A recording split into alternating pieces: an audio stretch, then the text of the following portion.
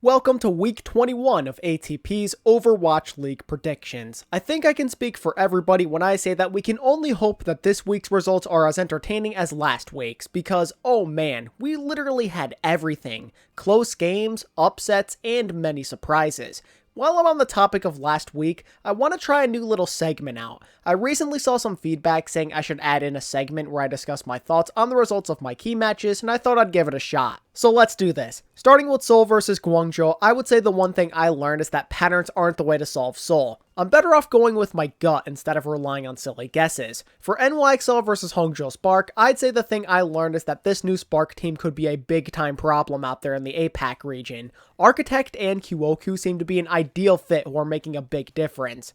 I also just wanted to say that I'm proud of myself for believing this would be a close game, but the Spark did more than overachieve, which is something I did not account for. Key match number 3 was Shock versus Paris. When I said Paris weren't ready for the Shock, I never envisioned that it was going to be this one-sided. Twilight on this team is simply not fair, and Ansan kind of dunked on the Eternal. The Shock are at the top of their game again, and they should be feared by everybody. Next up on the list, we have Charge versus Spark. What I can say about this one is that the Spark showed me they still have some growing pains to get through, because let's call it how it is. They had that. They blew it. It was cool to get that prediction accurate, but it never should have come to fruition to begin with. To conclude this little key match review segment, there was the Mayhem and Valiant game. The big thing I learned from this game is I should probably have a little more faith in my favorite team. I always doubt them when they play a team that looks better on paper, and they always make me pay for it seemingly. When Shaxx and KSP play the way they have the last month or so, they can beat pretty much any team in North America besides like the Shock or Fusion. And that pretty much concludes my little recap segment thing, so what do you guys think of it? Do you want me to keep doing it, or is it just a waste of time? Any feedback would be greatly appreciated. And now back to your regularly scheduled predictions. So looking towards the present now, we start with the usual meta preview, and this week happens to have no hero pool in place, so everybody is fair game. We are probably going to see a lot of what we saw during the May Melee, so heroes like Orisa, Sigma, Tracer, Ashe, Widow, Bap, Zen, Brig, Diva, Echo, and then along in the Asian region, you'll probably see more Sombra, and perhaps some teams will be daring enough to play Genji because he did get that buff. Now for the games themselves. To start the weekend, the Chengdu Hunters square off with the Guangzhou Charge. So I don't think I need to explain much for who has the advantage here because the Charge are in a far better place. They had a tough week last week, but they still got 2 wins anyway, and keep in mind that this was without Nero. As for the Hunters, they got reverse swept against a Dragons team that in my opinion was not trying all that hard. Taking 2 maps against them is impressive, but with context I feel it's not anything to brag about. However, the meta might be a bit better for them this week though, because now they can play their Echo again, they can use Brig to help keep flankers alive, and they have beaten the Charge before because they do have a pretty strange history with them, so there's always a chance. My problem though is that it feels like everyone in that region has them figured out at this point.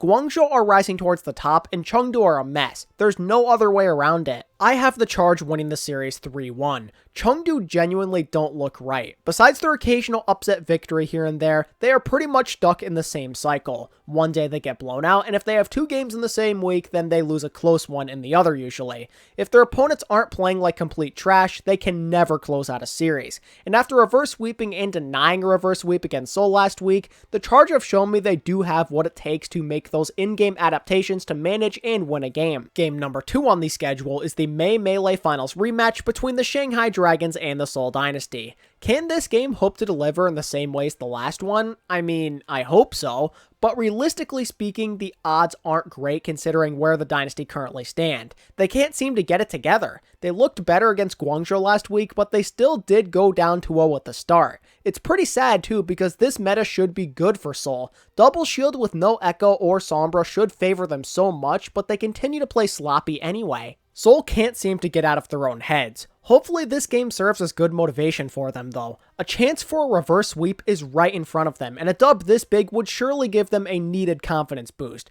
And we've already seen them give Shanghai a serious run for their money in this type of meta before, so they have a shot of pulling off this upset. The problem is, I'm not a fan of where Seoul is currently at, like I've been saying over and over again. They aren't playing super fundamentally sound Overwatch. And you can't afford to play that way against Shanghai. They will eat you alive, and I doubt the Dragons won't come into this encounter prepared. They are going to learn from their mistakes in that finals match. They have smart players who are well coached. I trust in them to adjust and formulate a better game plan. With that said though, deep down, I still think this is going to be a challenge. My gut feeling is the Dragons win 3-2. Seoul are overdue for an all-around decent day, and that motivation of wanting to beat Shanghai will keep them in the series, but behind the superior coaching and echo play, Shanghai squeak by in a 5-map scenario. Closing out the Day 1 Asian Games, the improving London Spitfire tried their luck against the new-look Guangzhou Spark. As I was referencing to earlier, this new Spark team is looking dangerous. Architect and Kyoku both have given this team a huge boost that they were severely lacking before. Playing two of the strongest teams in the APAC region that close is proof of this, and while London are not a team that they should be taking lightly, they definitely are a weaker opponent compared to New York and Guangzhou, so I favor the Spark for sure. It's going to be an uphill battle if you're London. They're learning and getting better every week, yeah, but there's only so much you can do against this type of star power, you know? After getting dominated by Hangzhou the last time, I'm sure they'll come in with some adjustments and give us a better showing, but pushing the Spark hard is something I can't guarantee. They'd really have to have an above average day or the Spark would have to throw. In the end, I see the Spark winning the series in 4 maps. After an amazing debut, my eyes are going to be locked on Kyoku, who will be facing fellow rookie Benar. Something else to monitor is Architect, of course. If he ends up playing Echo, I am very curious to know how he's going to play. We've never seen him use that hero before. Because he's Architect, I'm sure he'll do fine, but let's see if it stacks up to the rest of his hero pool. Next up on the schedule is the Houston Outlaws versus the Florida Mayhem, and strangely enough, the Outlaws are the ones coming into this riding high, while Florida are the ones who are suffering from the pain of defeat. Does that mean the Outlaws have a chance here? I mean, probably not. They'd have to play even better than last week, and unlike the Valiant, the Outlaws would likely need to rely on a total team effort. Dante and Meko alone are not going to be enough to overwhelm Florida. There's no way the Florida Mayhem give them as much respect as they did with some of the Valiant players. Florida is about to come back with a vengeance. That loss to the Valiant was a tough one to swallow. They had the better overall team effort and yet they still lost. That has to feel extremely frustrating. Yaki and BQB are about to make the Outlaws feel their wrath. They're about to go off, like no question at all there. With Echo and Brig back in the rotation, the meta surely favors the Mayhem. The meta we witnessed last week is a bit more even, but having everybody available plays more up to the strengths of Florida. With that said, I predict that the Mayhem take it 3-1. I could definitely see the Outlaws overachieving and maybe taking a map, but that's as far as I'll go. The only two players I'm super confident in on the side of the Outlaws are Dante and Meko. Could I really trust the other team members to do enough? I think the big spotlights will surely be on Linkser and Hydration here. Those two in particular are facing some big time pressure. They both did their part last week against some good competition, but let's see if they can do it again now. Fate and BQB are no joke, and if they can't handle the pressure, then the Mayhem will surely come out ahead. To follow up this game, the Dallas Fuel take on the Toronto Defiant. After what we witnessed from Dallas last week, I'm pretty concerned. Like, we all knew this team lived and died by decay and everything, but never in my wildest dreams did I foresee them being this bad without him. I mean, holy moly, Dallas dropped the ball. These are the types of games they can't afford to be losing. This was supposed to be the easy part of their schedule that helped them get back into the playoff race, but now all of a sudden their future is very cloudy. It's kind of sad that it really does depend on one player, but this upcoming game is really going to come down to whether or not Decay plays. Because I don't know for sure what's going on with Dallas, this game gets a major asterisk. If Decay plays, then Dallas wins, but if he's sidelined again, then I'm picking Toronto. My claim though is that Decay will play. He knows better than anybody else that his team needs him right now, and if he wants any chance of playing in the playoffs come September, then this team needs to start piling on the wins before it's too late. But for some reason, deep down, even with Decay playing, I'm still expecting this game to be close just because Dallas is losing a little faith in themselves right now and Toronto wants to get back on the right track. I am prepared for a closer game than some might anticipate, but behind the heroics of Decay, the Dallas Fuel clutch it out in 5 maps. There is nobody that could deal with Decay on the side of Toronto. It would take a total team effort to shut him down because there's no way Surefour, Logix, or Zik could do it on their own. Besides that though, I also favor the Dallas tank line just because Guangzhou and Note have been working together for far longer than Nevix and Numlocked. Anyway, next up is the Boston Uprising versus the Vancouver Titans. Two bottom feeders who have been making strides lately going at each other actually sounds kind of intriguing. In the grand scheme of things, it won't matter that much, but it should make for a fun match nonetheless. And while Boston has looked better to me, the Titans honestly don't match up too bad with them. KSA could probably hold his own with Punk, and I could definitely see Dalton and Shockwave keeping up with Color Hex and Jerry. Color Hex versus Shockwave could be really fun to watch because they've both been on a nice hot streak as of late, so we could see an epic back and forth affair. The thing that worries me about Vancouver in this matchup though is the support line. They've had their fair share of struggles so far, and that's something you can't really get away with against Myeongbong. That will be the key to Vancouver's success here, making sure their supports get into a rhythm early in the set. From what I've observed this year, their supports do their best on Baptiste and Zen, and luckily for them, that should be played a fair amount this weekend, so maybe they have a chance.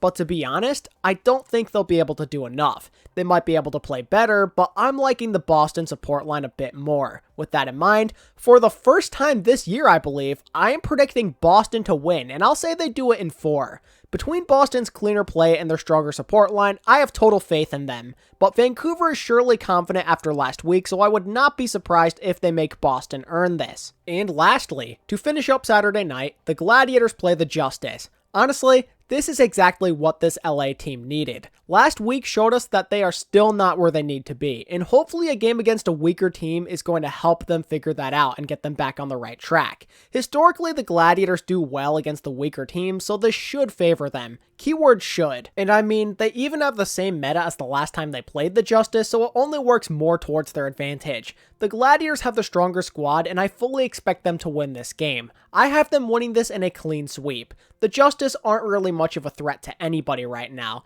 They're still adjusting and finding out what works best for them, and they need a weaker team to test themselves in those types of situations, you know? They can't really figure it out or build up any confidence against these types of opponents. I really do expect the struggles to continue here. Heading into Sunday now, we start with a potential banger between the Shanghai Dragons and Hangzhou Spark. After how the Spark played last week, I think it would be a good idea to highlight this as a key match of the week. This will make for a great test. How far the Spark team is capable of going could lie on how they perform in this match. A big part of this game will likely come down to the Echoes to me. If she is played, then it's going to be very important. I mentioned it before, but how Architect performs on her is going to be the key. Fled has been great this year, so Architect is in no position to have his guard be down or have an off game of some sort. His team needs him to show up more than ever here, or Fled might end up running away with this thing. Besides that, I will definitely be looking at QOQ and Godsby as well. Void has arguably been the best off-tank in the league, so this will be QOQ's biggest challenge yet. If he can dunk on Hoppa and hold his own against Krong, then maybe he has what it takes to do well in this match too. As for Godsby, I was pretty satisfied with his performances last week, considering that I kind of doubted him coming into those games. If he can keep up that kind of momentum, then he'll definitely give Lip a tough challenge. The spotlight is going to be on those 3 players I named for sure. If those guys do enough to gain the upper hand, or at least balance everything out, then this game could easily go either way. It all depends on the Spark playmakers. I see it like this. Right now we are heading into a meta where Shanghai is quite comfortable, so they should have the advantage. Between being slightly better at double shield and having a strong Sombra player in Lip, my money is on the Dragons. Because I love the direction the Spark are heading in though, I'll say the Dragons win 3-2. My prediction is that the Spark put up a valiant effort, but the potential Sombra threat is too much. I'm also kind of expecting Void to have a slight edge over QOQ just because of that veteran experience. Moving on to the next game, the Seoul Dynasty and the Chengdu Hunters are going to meet. This is it for Seoul. If they lose to Shanghai like I expect them to, then they're going to be on a mean losing streak. And what better way to get back on track than to face the Chengdu Hunters of all teams? But the thing is, I can't really tell if this will be a walk in the park or not. I thought it would be the last time they played Chengdu, but instead they got 3-0'd, so I really don't know what to expect. Both of these teams are essentially the same. They're an absolute coin flip. Like 75% of the time, you see them give their opponents a hard time, or they get figured out and absolutely destroyed. Because Seoul is the better team overall though, I'm leaning more towards them. But it really depends. The Dynasty have 2 win conditions in my opinion. One is how they perform on Echo comps, and the other is whether or not they play throw comps. If Prophet has a decent game and Seoul sticks to their comfort picks, then they should win this. But that's the thing, right? There's no guarantee with Seoul, like ever, for anything. The only thing I can guarantee with them is that you're going to get a massive headache trying to think about them. But even so, I'm going to stick with Seoul. They take this thing 3 maps to 1.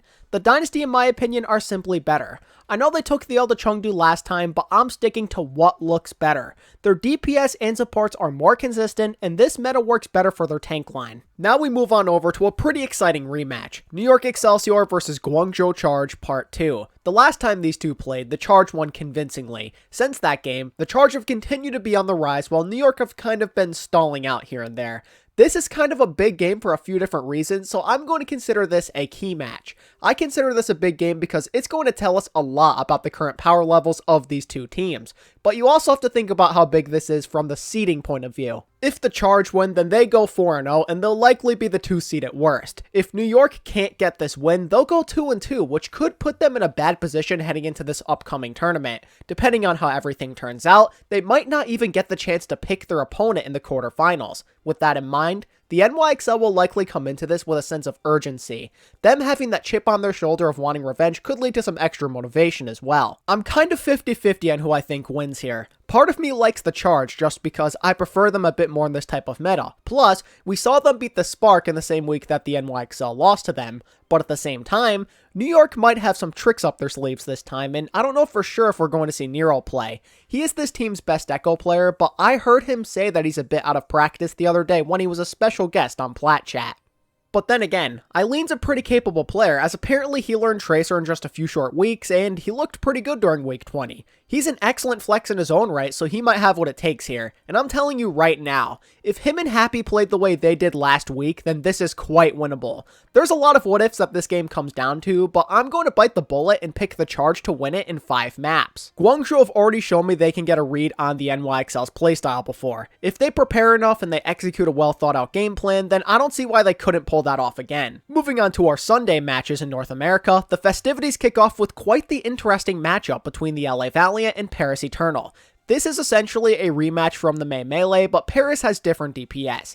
Out of all matches this weekend, this is the one I went back and forth on the most. Like, on paper you'd expect this to favor Paris, but the Valiant have been full of surprises this year. I mean, they just beat Florida thanks to Shax playing like an animal. And I mean, they literally beat a majority of this Paris team a month ago. Besides the DPS, it's basically the same team, so better roster or not, Paris might be in for one heck of a battle. Now usually, I would just say Paris should try and look to win down in the trenches and with their backline, but Florida showed me that might not be enough if Shax and KSP continue their reign of terror. More than anything, I'm looking at Sparkle and Exy. There's reason to be concerned after they got smoked by San Francisco, but it's my assumption that Exy was probably shaking off the rust since he only recently returned from his leave of absence. Because the teams are evenly matched, him and Sparkle should have an easier time getting into rhythm. This will certainly be a challenge for that young duo out of Element Mystic. If Yaki and BQB had a hard time neutralizing the Valiant DPS, then it's within reason to think these guys might have some struggles too.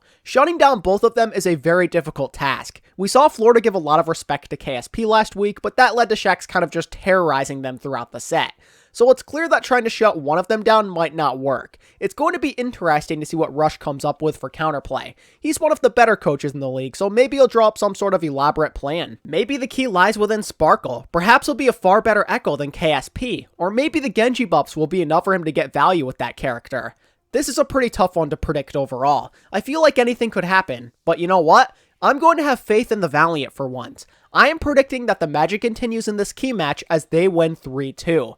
Every single time I always think the same thing with the Valiant. I'm always like, KSP and Shax have to cool off eventually, right? But it never happens. I have a lot of faith at this point in that duo to keep their team in the game pretty much every week, and I suspect that the Valiant tanks and supports are also going to step it up this time. They got thoroughly outplayed by their counterparts in the Florida game, and I don't think they're going to let that happen again. This especially goes for McGravy. I'm expecting him in particular to have a pretty big bounce back game this week, but we'll have to see, I guess. This is all a big guess at the end of the day because I don't know what this full-strength Paris team is capable of yet, plus the Valiant have proven to be kind of unpredictable. After what could be a very exciting game, we get a bit of an intermission when the Atlanta Reign play the Vancouver Titans. I'll cut right to the chase. The Reign in all likelihood will win. Their history against bottom feeders is promising, and to add on to it, they have the advantage preparation-wise this week. Vancouver have a match with Boston the day before, and the Reign only have to worry about this one. That spells potential disaster if you're the Vancouver Titans. Unfortunately, I don't see a world where Vancouver wins this. Atlanta won't throw like Dallas did. The Reign win at 3-0 and continue their trend of beating anybody below them in the standings. I want to believe that Vancouver has a chance because this type of comp is probably their strongest, but the Reign are going to be good at this comp as well, and they are the superior team. It would take a monumental collapse for the Reign to choke this one away. And finally, to end this exciting week, we get the main event. The long-awaited meeting between the Philadelphia Fusion and the San Francisco Shock. This is probably one of the biggest key matches I've ever highlighted on this channel. The widely regarded number 1 and number 2 teams in North America are finally clashing. The May Melee Grand Finals that we wanted, but never got. This is it.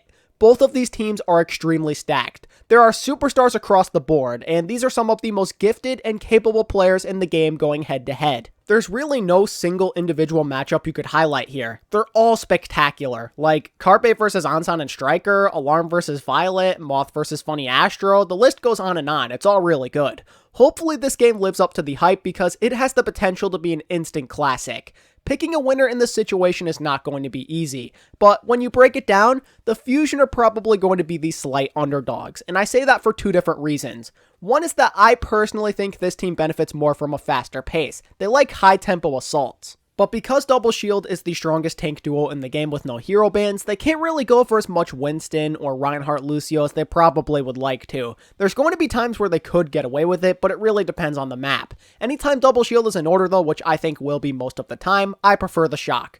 Smurf and Choi have proven to be better at it than Sato, Poco, and Fury. And I mean, now they have Twilight, and I'd like to think they have the superior Bap Zen combo because of that. The other thing about the Shock that makes me believe they are favored is the Echo difference. EQO was no slouch on her, but Rascal is arguably the number 1 Echo player in the league. If both teams do play a lot of double hit scan though, I guess it's a bit more even, but that's a big what if. And you know, even if the meta proves to be a bit more diverse than I originally believed it to be, that still does favor the Shock. It puts them in a better position because their team is so versatile. Their roster runs so deep and they're basically equipped to deal with anything you could possibly think of. In the end though, I have the San Francisco Shock winning the series 3-2. I believe in Philly to make this close, because when you have Carpe and Alarm on your team, anything's possible. I'm expecting them to play out of their minds and give us more of that magic we've grown accustomed to seeing this year. This game should live up to the hype if both teams take it seriously, which I expect them to given that there's bragging rights and tournament seeding on the line. But that's pretty much everything I have to say about the Fusion and Shock game. That basically wraps it up. I'm super hyped about this weekend, guys. There's a lot of potential great matches on the horizon. And don't forget that immediately after Philly versus San Francisco,